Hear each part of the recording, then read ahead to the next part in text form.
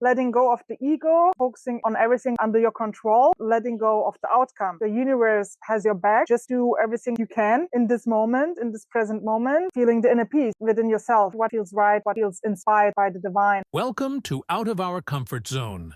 Hosted by a high-performance athlete and Guinness World Record holder, this is a podcast where we share actionable strategies, inspiring stories, and expert insights to turn adversity into high potential for ambitious leaders, CEOs, HROs, and athletes seeking to excel in high-pressure environments.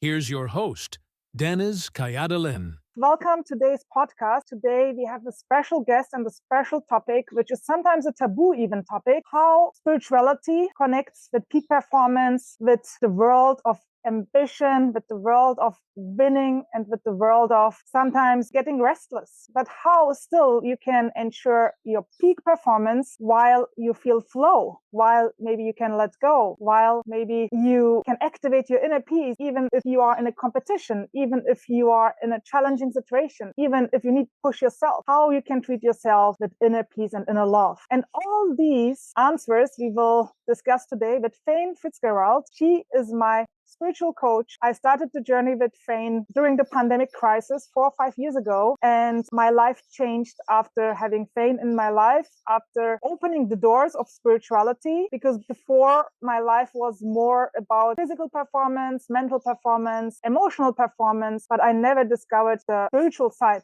of performance. And what I discovered the past years is if you want to reach your peak flow, which means your peak, your inner peak, feeling the flow and enjoy the moment, then you need to have 4 components. You need to be strong in mental, you need to have strength in emotional, you need to have strength in physical dimensions, but most of the people ignore the spiritual part. And of course, it's a taboo topic. I'm also coming from the Big Four consulting firm. When you speak with leaders about spirituality or with employees, sometimes it's a taboo topic. It has such a power and it's everywhere. It's every second with us. So Faine, welcome. Maybe you can introduce yourself and explore also for you what means spirituality and what brought you there, because you are also a psychologist like me and you formed your career in the area of spiritual coaching, spirituality. And I think for many of our listeners, it's maybe also a new area. So let's start with more generic topics, but also go deeper for people who are already in the spiritual journey, like me, like you, and like other people as well.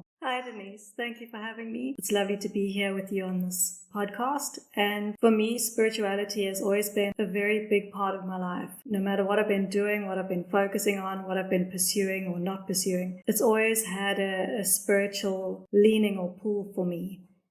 To include that aspect of my life. And when I found a way to integrate spirituality with daily life, that's when things really started to take off for me. And finding myself, finding my peace, my inner flow, finding my connection to myself and life as it is, letting go of resistance to everything that I don't want to be happening. It's really helped to make an incredibly beautiful life. That sounds amazing. So letting go of resistance, feeling the inner peace. And when the listeners maybe listen, so why spirituality is important, right? So maybe I can start with the deep dive question, challenging topics, what we are facing in our daily lives for business leaders, for athletes, because tell you the truth, most of the time we are suffering. And then again and again, a testing, we have every day like testing situations to decide, okay, will we continue to suffer? Will we continue to have stress? Or can we feel the inner peace? Can we make us happy despite what's happening in the outside world? But let's start with the first question. Why people suffer? One of the things that is most prevalent at the moment that people struggle with is anxiety. And you can see it everywhere. It doesn't matter if it's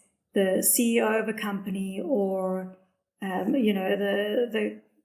the person who's cleaning your home. Everyone at every level is experiencing some form of anxiety, and it's really crippling in living your life and experiencing joy, experiencing peace, and it stops the flow. It stops us from being able to access who we really are. We keep having to put on the mask and go to work and go to wherever we are needing to show up, but we're bringing our ego with us, our identity, and it's stopping our true authentic selves from shining through and creating a distance between us and the people around us, the people we care about, the people we engage with. But it's really most of our clients that come to us, anxiety is the big reason they're wanting to get the support and the therapy. So you have clients who want especially the spiritual coaching part, right? I have clients, executive coaching. I also coach CEOs like you, maybe with the other naming. It's not spiritual coaching, but it's like transformative coaching. And it's the same. I observe the same anxieties, like, will I get my next job? What will happen in 5-10 years when AI will replace my position? What will happen when I get old? Will I have enough money to maintain my life standard? I have problems with my partner. Will my partner still be my partner in a few years? What if I lose my partner? What happens with my kids? So many anxieties, so many questions, right? And especially now in this uncertain world where 50% of jobs will be replaced by AI and we don't know what kind of new jobs are coming. We have information overload of everything. So our brain is not focused anymore like before. So many challenges. So what is your suggestion to those situations where we still deal with uncertainty, but don't know the answers, but still feel the inner peace? So our approach is one of connecting to your true self, connecting to your soul consciousness in a way that allows you to access your inner peace, which already exists. We are so, as you said, overwhelmed with stress, anxiety, depression, fears, that to access that inner peace, if we find it, it's fleeting, it just comes and goes, and we don't know how to get ourselves back there. It's not a place that we have access to consciously. So our process is one of firstly being able to let go of that inner critic that just keeps judging you, attacking you, making you feel bad about yourself in your own mind, bringing up all your insecurities, all your fears, and just making a very negative internal space. That's where we suffer. And so when we are living in the ego, we're living from mind, body, and emotions. That's the extent to which we can understand or conceptualize our experience. What we're doing with spiritual awakening is we're transcending all three of those. We're transcending the mind, the body, and the emotions to connect to spirit. And by connecting to spirit, having that open link, that open channel to access that place inside of yourself where you feel whole and complete, you're able to let go of the fears. You're able to let go of the what ifs, the future, the past, all those traumas that have hurt us, that we've brought into this moment with us and that we carry with us, as long as we are willing to hold them, as long as we are willing to keep bringing up the past and bring it into our present moment. So the spiritual awakening, it allows you to release the past. It allows you to let go of the future and what if and all of those uncertainties, to come into the present moment, to come into acceptance of what is right now, so that we can allow the guidance from the universe, from the higher power, to be able to move us forward in the best way possible. So you coached me also during my English channel preparation, and you were even in my English channel swim there, right? And I had also a lot of anxieties, a lot of question marks, like I'm spending so much money. Will I achieve this goal? What will happen if I fail? What will happen if I get hypothermia again? What if I even die? What if my body cannot cope with it? What if my support team cannot see me and I'm just sinking in the water? All these anxieties, right? What will happen with my body, with my mind? What if I lose my mind again? What will happen with my job because I'm focusing so much on swimming and balancing my job and my private life? What will happen with all of these aspects of social life? So many things. And I remember one day I was in the swimming camp in Menorca and I needed to do the qualify 6 hours swimming below 15 degrees. And I got again hypothermia and I was so frustrated and so sad and so desperate. And then I called you and said, I just have 2 days here and then I need to go back to work and I have just 2-3 months to swim the English channels. I need just swim the 6 hours. And I had so much pressure on me, and maybe some listeners can relate on that. When you feel so much pressure and you are working so hard, investing so hard, and you want this outcome, right? You are so outcome focused. And the more you are outcome focused, the more you have this pressure on you. And I didn't know what to do, right? And then I called you and we had a session. And that was exactly what we did then in this meditation, to say, okay, focus on now, focus on here, focus on each breath, without thinking about, okay, what will happen in 2 hours? Will I get hypothermia again or not? Or will it be too cold or not? So just being in the moment and focusing on what's coming next, what is the next step. And I could feel being present. I could feel being in the moment, and it felt much more peaceful, and the anxiety was more far away at this time. So the more I was in the present moment, the less I felt anxiety. And at the end, I could do this 6-hour swim. So that was a real proven methodology. But I think I was trained. So for those people who are maybe not so trained, what do you think could be the turning point? So if we go back to that experience, that week of that boot camp, that was a real turning point for you. And the reason is because, as you said, you had to do 2 6-hour swims about 2 or 3 days apart. The second one being the qualifying swim for the English Channel. So you had to finish that swim below 15 degrees in 6 hours. A certain distance, I'm assuming, or just the time. You had to swim for 6 hours. It was just in degrees, just surviving.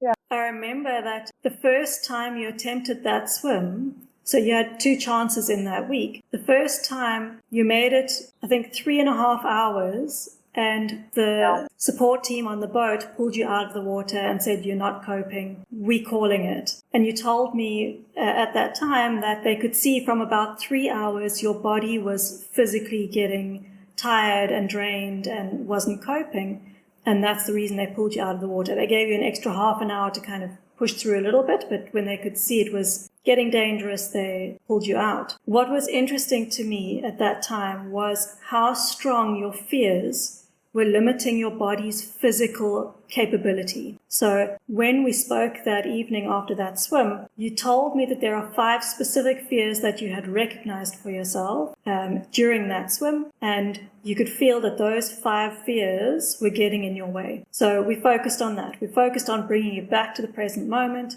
and letting go of the outcomes, letting go of your expectations of yourself and the swim and the environment and everything else. Just brought your attention back down to your connection to yourself. But we also took a look at those 5 fears and just helped you to see that as much as you could and as much as your team could, all of those fears were being taken care of. Each one of them, although they were a real fear in that scenario, every step had been taken to make sure you were safe and that you were being looked after in the best way possible. So by releasing out those 5 fears, I remember we only had about half an hour to have a quick chat, and then we came back together later that evening for a 15-minute meditation where we really focused on solidifying your presence, your inner peace. And the next day, when you went back to do that 6-hour swim, you completed it. So there was no difference in your fitness level, in your, adaptation to the water temperature, or nothing had changed in your environment.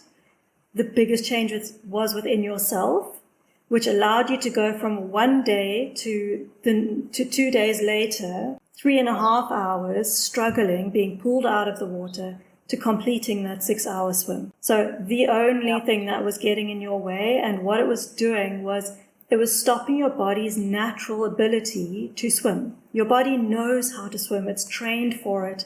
It's done it so many times in the past. This wasn't your first time in water.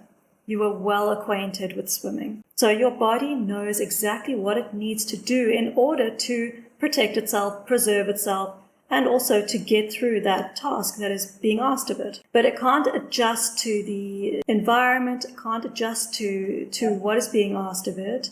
If you're so caught up in your mind and in your fears, it locks you in. So your body becomes more tense, it becomes more of a challenge to push through. So letting go of those fears and becoming present and solid within yourself, within your connection to the true you, your authentic nature, your body was able to do what it knows how to do in the best way possible, and you doubled your time in the water. So it's really first inner state. That is so important, to have the inner awareness and facing first your fears, right? Which is also uncomfortable, when I'm also asking in the coaching sessions, okay, write please down, what are your fears? fears. And one coachee, one leader said, no, I don't want to write it down. I don't want to face my fears. It's so uncomfortable. And I said, please write it down, because when you are facing your fears, so it starts with the awareness, then you see, okay, does it still make sense to have this fear, to hold on this fear? Or does someone else in your support system is carrying this fear, caring about this, or your body or your mind is caring about this? And then suddenly you can release it and use it even as a compass and as a risk management process, right? To say, okay, this is my fear. Okay, what is the solution for that? And if you have the solution, then suddenly the fear is not there anymore. It's far away, right? But I think it's always a challenge having this awareness. Am I now in this victim mode of fear, and is the fear now controlling me? Or am I now the creator and use it as a compass and just do everything what I can and let go of everything else? And also this topic of letting go. During our spiritual journey, I spoke also with other colleagues who has the spiritual journey with you, and they are also from business. They are also leaders. They are also pushy KPIs. And sometimes we reflected after our coaching sessions, and the question was, how can I let go? Because I have this KPI. I need to push myself. I need to push my team. I have these deadlines. I can't just sit and meditate and feel my inner peace and let go. So I need to act. I need to do something. At the same time, I need to let go. How would that work, right? So we had this kind of struggle at the beginning. And maybe some people also listening say, yeah, it's nice to feel the inner peace. It's nice to have this, but how? It feels like when you speak about that, like a dilemma, right? For even ambitious people, like having ambitious goals, you need to train hard. You need to push hard. You need to step out of comfort zone, which I always practice and preach, right? But at the same time, I try to balance it with spirituality, with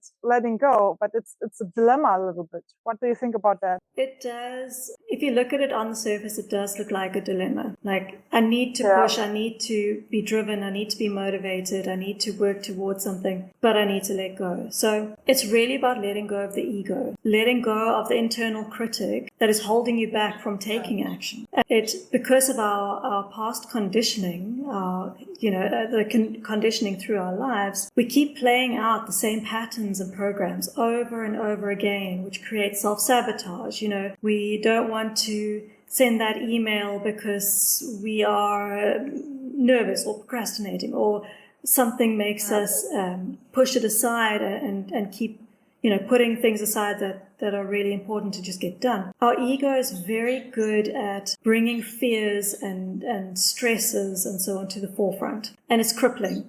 It slows us down. It feels like walking through mud every time we are trying to take action. Or we're taking action, but it doesn't feel like it's authentic. It doesn't feel like it's inspired by flow, by presence. And when we then try and force something, it often backfires. It often works against us. But when we are in the flow, when we're connected to ourselves, we're releasing ego, we aren't playing out those same patterns. So we are able then to take action that feels right rather than feels like it's something we should be doing or something that's expected of us or something we're expecting of ourselves, and just recreating or reusing those same patterns that we've always used. So letting go of the ego it's freeing. It allows you to take the action that feels right to take without holding yourself back with the limitations that the ego places on us. So we feel free to take the next step and to trust that the next step will be the right one for us, and letting go of the outcome. We can work towards something, we can pursue something. But if we are always holding the outcome in our mind and it doesn't work out that way, we become very disappointed, very, hurt or sad or stressed or whatever. So there's this emotional roller coaster that we go on. If it looks like the path is leading towards that outcome, yay, that's exciting. But if it looks like it's moving away from that outcome, we're stressed, we're anxious, we're nervous, we are, feeling really, really uncomfortable. But you can hold that goal in mind loosely and take the actions that you can take in this moment by maintaining your presence, by maintaining your inner peace. It creates the space for you to really feel into what feels right to do in this moment. It feels divinely inspired by the universe, not inspired by the mind, which is trying to keep you cycling around those same detrimental patterns. So by consciously and consistently connecting to our true selves, we let go of that egoic need to feel satisfied or fulfilled in something that is outside of ourselves. Inner joy comes from within. Our real peace and joy comes from within. When it's arising from the connectedness to ourselves, it's not transient. It doesn't come and go. It's stable. It's consistent. We feel stronger within it. We feel more grounded and more present. And that's really important. So by maintaining that space, you can get more done because you're not working against yourself continuously. And you can move in the direction of what feels right for you at this moment, not what you think the world needs from you or what everyone else is telling you should be doing, or what you feel like you need to do in order to please others or meet their expectations. A lot of that stuff fades. It becomes quieter, more peaceful, more open and expanded, and you feel the connection to everything rather than the disconnect and isolation. Yeah, you mentioned important things like letting go of the ego, doing everything you can, focusing on everything what is under your control, but then at the same time letting go of the outcome. So you can just do everything what you can in this moment, in this present moment, and you can't control anything else. And then feeling the inner peace within yourself, right? What feels right, what feels inspired by the divine. And when we look at this from the bigger picture of spirituality, what also you said always what I love is the universe has your back, number one. And number two, things are not happening to you, things are happening for you. And number three, what is always in my mind, the universe gives you what you need, not what you want. So that means sometimes maybe we want something desperately. We say, yeah, I want this promotion and I need to get this promotion this year. But maybe the universe has another plan for you, not it's happening to you. The universe has another plan for you. And years later, maybe we recognize and say, oh, it was good that I didn't get this promotion. It was good that maybe I quit my job or did something else. Or it was good that I stayed 1 year more in the same position because now I'm wiser, I'm more experienced, or now I'm more grounded. Now I feel much more ready. But at this moment, we are sometimes so stuck in our expectations and stuck to focus on this outcome that we even forget the journey, to enjoy the journey, and forget what is in line with ourselves. And at the beginning of our conversation, you said then we have our mask. So then in order to get this outcome, we have masks. Sometimes we distance us from ourselves and then don't trust to the universe. The more we don't trust to people, to ourselves, to the universe, the more we get anxiety. And it's like a really painful situation. Yeah, we experience a lot of suffering within it. But when you let go of the internal critic, that voice in your mind that keeps breaking you down, making you feel bad, judging you, when you let go of that and you realize the inner peace, you experience the inner peace, it really allows us to live in that flow with the universe, that you can see, you can trust, you can accept that what is happening because it's for the best for you and everybody else. And letting go of the ego, you stop resisting it. Yeah, you stop trying to force your own will. You stop trying to control every outcome and every person around you in order to feel safe or secure or to feel whatever it is that you're looking for. To feel secure and safe, that's an internal journey. No one in the world can make you feel that as much as we expect them to or want them to. Life is always moving you forward. The universe is always moving us forward. I love this. We're always seeking the security outside in the world, right? So if I have a secure job, I will feel secure. If I get my next promotion, I will feel secure. If I find my dream man or dream wife, I will feel secure. If my father is not dying or my mother still is alive, I will feel secure. If I get this money, what I want, then I will feel secure. So we are always in a conditional mood, right? So conditional happiness. So if something happens, then I will. But as you said, the inner security and the inner happiness, it comes from within. And it's like even a choice, right? To say, okay, now I decide to stay happy no matter what's happened. But it's so hard. So two aspects, what you mentioned, letting go of the ego and feel the inner peace. So maybe let's start with letting go of the ego. What does that really mean? And how we can do this? It's a process, and it's a process that we take people through because we don't know how to do it on our own. You know, if we could have made ourselves happy, we would have already done it years ago. We've tried everything, every therapy, every self-help, option.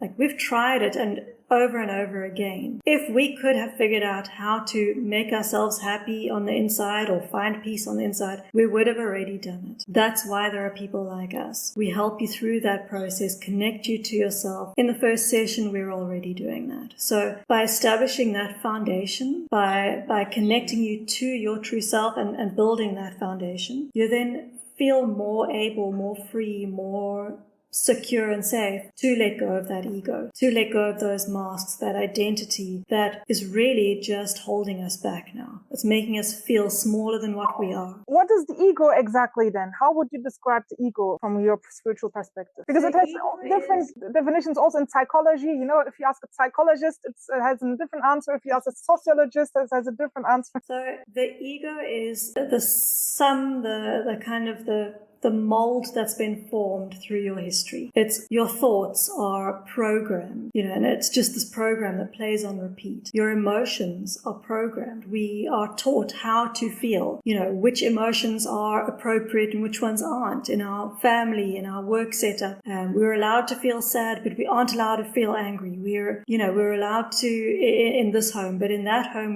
we shout and scream at each other, but you're not allowed to feel sorry for yourself. Like, we're taught how to feel. We're taught how to think. And one of the reasons that we feel so much anxiety is that it's our soul calling to us and saying, you're so much more than this. Like, let go of those limitations. Let go of that self-imposed or self-created bubble that you're living in, and be free to just be who you are and show up and shine your light in the world, because that's what the world is needing. It doesn't matter what you're doing in life. What matters is how you're showing up. What is your internal experience? Because that's how you get to shine your light. So letting go of the ego, we let go of that, like I said, that internal critic, that voice in your head that often is not even our own voice. It can be the voice of your mother, your father, other people in your life, and you can hear their voice. You can hear it's exactly what they'd be saying, and you're just repeating it because you've heard it before. So it's basically the limiting beliefs, right? The limiting beliefs, which are always limiting us, but I always call also how to step out of comfort zone. First, understand your inner fears, your limiting beliefs, your inner programming, and you are much more than this, right? But it feels most of the time out of comfort zone when you say people, stop this ego, stop this identification of your thoughts, of your history. And Dr. Joe Dispenza always also says, in the unknown, there are unlimited possibilities. But stepping into the unknown, stepping out of comfort zone, it feels so scary because then it feels so out of control. Yeah, because it's unfamiliar, because it's uncertain. Yeah. But as you always preach and as you live by, you specifically, that's where magic happens. It happens outside of the limitations of your ego, which is all your identity from your traumas in your past, your, like I said, your mind, your emotions, the pain that sits in your body, connected to that feedback loop of mind, body, and emotions. It's all connected. It all feeds each other. And when we're living from that place, along with the expectations of the people around us, along with our own expectations, the limitations placed on us from the world and the people around us, along with our own. It creates this identity that we live by and that we bring with us every time we step into a room. But by letting go of that identity, you stop trying to be someone. You stop trying to be who you think everyone needs you to be. And you can just show up naturally as you are in this moment. And by releasing the ego, by surrendering to life, to this moment, to the present moment, we can show up fully. We can show up unhindered, unlimited, unconfined. And that's where we experience being in flow. Everything just seems to be unfolding in a natural way, and we're engaging with this moment and the people in it in the most genuine way. And we feel that inner peace that we bring with us into every moment, every scenario. So it's not something that comes and goes. Once you make that connection and you learn to live from that place and how to get back there if you do get caught in some trap of the ego. Every time you connect to your true self and become familiar with that space, you can feel it feels secure, it feels safe, it feels natural, because it is who we truly are. It's who we were here to be all along. It's the timeless and it's the self outside of time and space. space. So we really are transcending the limitations that we've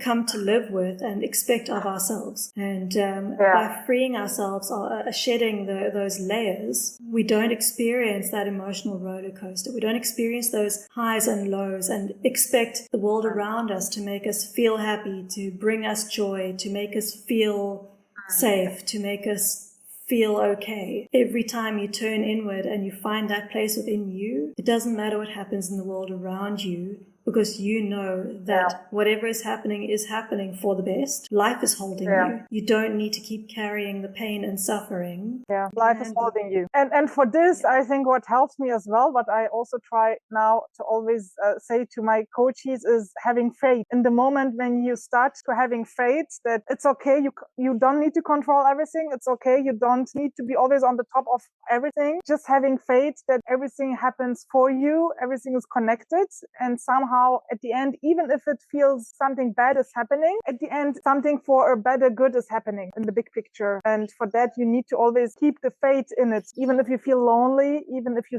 feel sad and bad, that you say, hey, everything has a reason. Everything is connected. It's good maybe for my growth. It's good maybe that the universe shows me something which I need to learn and grow. And in the business, we always speak about growth mindset. It's similar, right? The growth mindset says, okay, even if something is challenging happening, what I can learn from it, how can I grow from this experience, how I can see the positive sides. And the growth mindset is also, again, within. So either you can decide to be a victim or the creator. And the creator, the source of the creation is having faith, the inner peace, the inner power, the inner love. Yeah, I love what you say. So having faith, again, if it's seen from the lens of the ego, we aren't sure what to have faith in. You know, am I supposed to have faith in others? Am I supposed to have faith in myself? What am I supposed to put my trust in? When you're connected to yourself, you're connected to life and the universe, you naturally have faith. You don't even have to try to have faith. When you're in that place and you are awakened, you are free of your ego, you naturally know, there's an inner knowing, you naturally trust that life is happening in the best way possible. It's going to move you to where you need to be. You just need to take the action that you feel is best to take, which doesn't mean sitting back and doing nothing. Because, you know, when you speak about the universe is in control and everything else, people tend to think then they don't have to do anything. You can sit back and just let life kind of move you. The action you take is inspired. You can feel it comes from a place of feeling right. We've been taught to judge everything. It's part of our program. You know, we judge every moment, every person, including ourselves, in fact, mostly ourselves. And everything becomes an experience of duality, positive, negative, right, wrong, good, bad. You know, oh, it's sunshiny today. Oh, it's a good day. It's raining today. It's a bad day. Sunshine doesn't mean good and rain doesn't mean bad. Rain can be just as beautiful, just as immersive, just as enjoyable as sunshine. There's no such thing as right, wrong, good, bad when you're connected to yourself, when you're connected to your authentic nature. That's a programming of the ego. So we don't know what's coming next for us. We don't know what will happen in the next 10 minutes, let alone in the next 10 years for ourselves or for anybody else in our lives, which to the ego creates fear because it's uncertain. We can't control it. The ego likes things to be predictable. But life is not predictable. So the more that we try to make it predictable or force it into some kind of control, the more we experience that resistance to what is, the more we feel disconnected from flow and disconnected from life and the people around us. The more that we let go of that, the more that we are free and open to just being present in this moment, experiencing what is happening right now. You can feel that connection to life, to source. And being in that connection, you feel held, you feel safe within yourself. And you know that whatever happens next, it'll be okay. You know, no matter what happens, I will be okay. Because there's no I that is struggling against this moment or trying to force its will and make things happen the way that the ego I wants it to. Yeah. So we are much more than we think, and we are much more than our ego. And when we have these expectations also in our life, this needs to happen. And in this way, I need to control things in this way. And if there's a mismatch, you're always in this resisting mode, in this suffering mode, in this anxiety mode. But when you let go of all these rules in your brain and feel more connected with your inner peace, in the soul, in our heart, then you're automatically in line with the nature, because the nature makes us grow. Even now, when I reflect being pregnant, having a baby in my body, so it's magical. So we are all miracles, all magic. And even we as a human being couldn't control everything and say, okay, this needs to be like that, right? So we don't have the whole control. There's much more than our brain, our ego than we think. And we can do much more than we think, which I also proved myself in this spiritual journey to say, okay, I will cross the English Channel. I'm freaked off. I'm so scared, but I still want to try it. If I never try, I never know. And this is then like the blissfulness combined with the anxiety, combined with just letting go, being in the moment, having faith, so all came together. Also, so the swimming journey was for me like a real spiritual journey, the ice water spiritual journey, because you are constantly trying to let go, being the flow, being in the moment, connecting with yourself, connecting with the nature, disconnecting with your fear, using your fear as a compass. So all these elements of spirituality, I tried to use it in my life, and it is so powerful. And you can use it also in the business, everywhere. It doesn't matter where. And also in the business, when I worked at Big Four, which I'm now still doing a lot of business projects with deadlines and so on. Yes, it doesn't mean to be spiritual, to chill down. As you said, it's more about doing everything what you can, but having faith that everything will unfold, having faith that you will win this project if it's meant to be, that you will get your promotion if it's meant to be. And if you don't get it, then you need to learn maybe something out of that. And it's still positive. It's still connected with the bigger picture in your life, right? So this is so important to have this awareness. The spiritual life doesn't mean letting go everything. It's still meaning to have goals, but being yourself, following the goals while being yourself, while being more in line within yourself without those masks. And Faine, you also, the ultimate goal of also your spiritual coaching journey, what is the ultimate goal? It's the spiritual awakening, right? So what does mean spiritual awakening, and how, for listeners, how you can get there? I know the time is limited now. We have a few minutes, but I think what is the ultimate goal of this, right? Maybe people will ask, so why I need to grow spiritual? So what will happen? But what is the state? So can you describe the state of having the spiritual awakening? Blissfulness. So what is that exactly? The ultimate goal is enlightenment. And being enlightened is a state in which you are truly free from ego and identity. You are able to connect permanently, not in moments, but you're able to connect fully to your true self outside of time and space. You are able to connect to the version of you that is already at peace. It's not trying to find peace. So the experience of it is feeling whole, feeling complete. Connected with the world. You constantly feel like something's missing from us or from our lives or from our experience.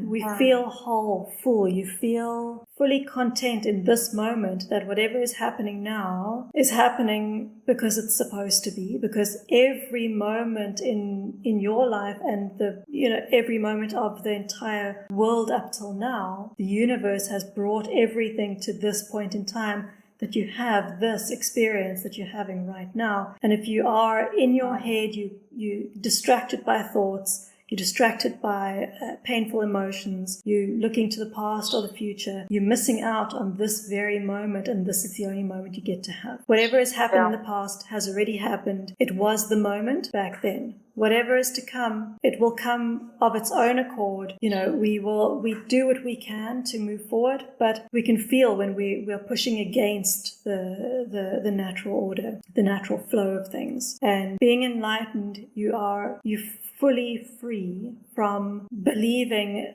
in a separate I, believing in a separate self. You are able to fully incorporate, so even not being fully enlightened, you can still incorporate spirituality into your daily life. We are spiritual beings. We can't live without spirituality. It is part of our daily life. We seem to try to compartmentalize it and kind of say it's, I'll focus on spirituality on Sunday morning. I'll focus on spirituality during my meditation, or when I'm in the bath with a candle on, or when I'm whatever. It's right here, right now. You can't live without spiritual presence. It's what makes you able to interact with this world. It's how you're able to be here. Everyone has a spirit. Even if you're not spiritual, even if you not follow the spiritual journey, you are a spirit, right? So as we are like a human being, we all have souls and we have the spirit. You wouldn't be alive without it. So it's who you truly are. It's at your most pure. You are spirit. And that's just what we're coming back to. We're coming back to what we are before we are born and what we go back to after we die.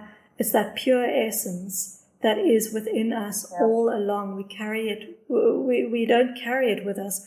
We carry our identity along with presence. It just clouds our vision. So when we're able to let go of ego, connect to presence, to our authentic self, you are in flow with the universe. You are in flow with everything around you. You get to experience the magic of life, the beauty rather than the suffering. You get to experience the synchronicities. You get to experience life at its fullest because it's all happening right here in this very moment. When you are present within it, this moment is full. We don't need anything more than what's already happening right here and now. And the more that we practice coming back to that in our daily life, in a business meeting, in, making dinner for our family, exercising, whatever we are doing, when we bring presence, when we bring our true self into it, we shine brighter, we're experiencing it more clearly as it is, and we are able to move with it rather than to be in resistance or in opposition. Yeah. And in practical life, it just means stop multitasking, stop trying to do everything at the same time, and stop being present with your body and being somewhere else with your mind, right? Rather in the past or in the future. Just being present because nothing is burning at this moment right now. And if you just feel the moment with mindfulness, then there is no problem, right? In this right moment. Often we feel like everything has to be done right now. Like time has collapsed in on us. And, I need to do everything right now. We feel that pressure, that stress, that strain. We've also procrastinated things to the point where it has to be done right now, So we're really self-sabotaging, getting in our own way a lot of the time. When you let go of that way of thinking, of those belief systems, of that need for everything to be done in the way that your ego wants it done, or in the timing that it wants it done, or with the outcome that it wants, it creates space around us. So